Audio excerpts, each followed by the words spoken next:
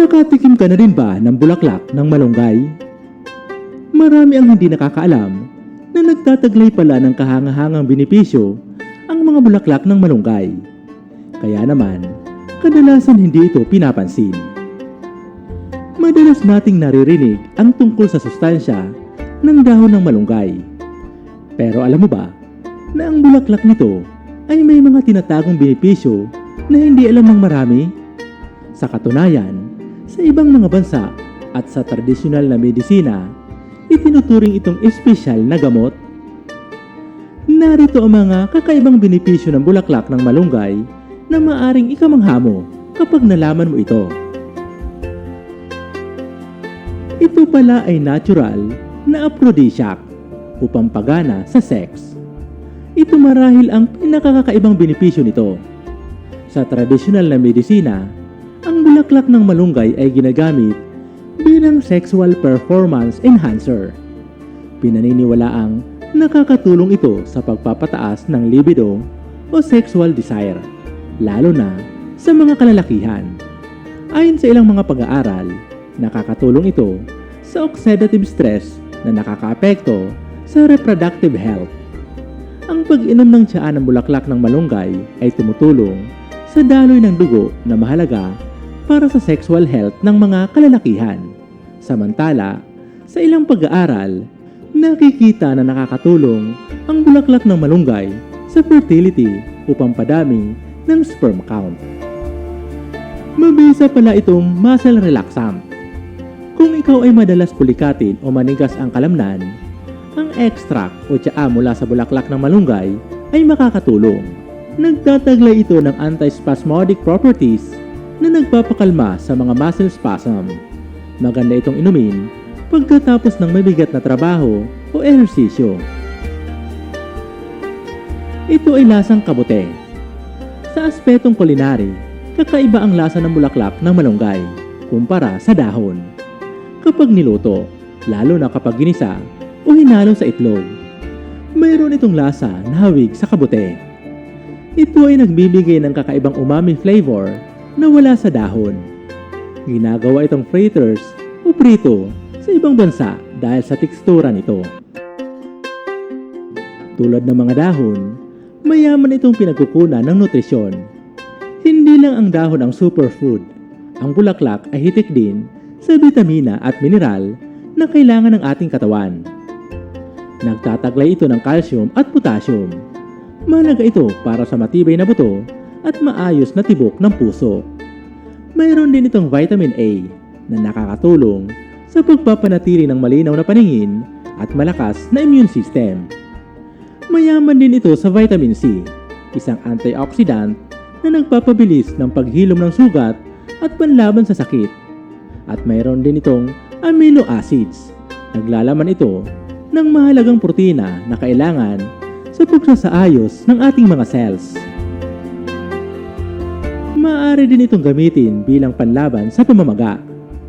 Ang bulaklak ay mayaman sa bioactive compounds na lumalaban sa pamamaga sa loob ng katawan. Mabisa itong tulong para sa mga may arthritis o rayuma. Ang pag-inom ng pinaglagaan nito ay nakakabawas ng sakit sa kasukasuan.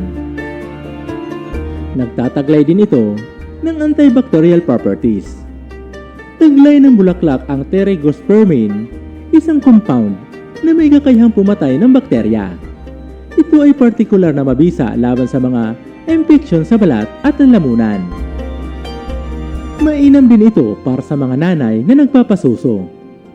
Gaya ng dahon, ang bulaklak ay isa ring galactogog. Pinapataas nito ang produksyon ng gatas ng ina. Maaari itong isama sa sabaw o gawing tsaa para sa mga breastfeeding moms. Mainam din ito sa kalusugan ng ating mga tiyan. Nakakatulong ito sa mga gastritis o pamamaga ng sikmura. Sa ilang kultura, ginagamit ang pinaglagaan nito bilang natural na pampurga sa mga bulati sa tiyan. Maaari din itong gamitin bilang pangkontrol sa kolesterol at blood sugar. Nakakatulong ang mga antioxidant nito tulad ng quercetin para pababain ang bad cholesterol sa ating katawan na umiiwas sa pagbara ng mga ugat.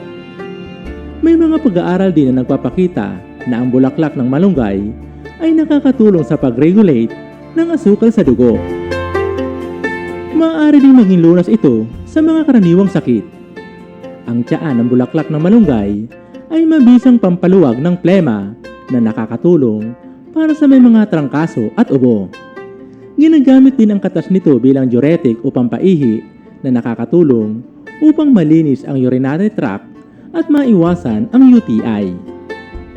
Nakakatulong din ito bilang proteksyon sa ating mga atay.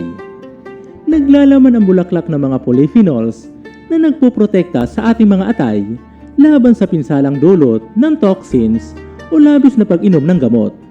Tinutulungan din ito ang atay na mabilis na mag-repair ng sarili.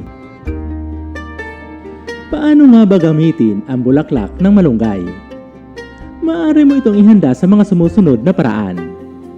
Malunggay flower tea. Pakuluan lamang ang mga bulaklak nito at inumin ito bilang tsaa. Maaari din itong ihalo sa ensalada o salad. Banlian lamang ito ng tubig at haluan ng kamatis, sibuyas at iba pang gulay at pampalasa. Maaari din itong lutuin bilang tortang bulaklak ng malunggay.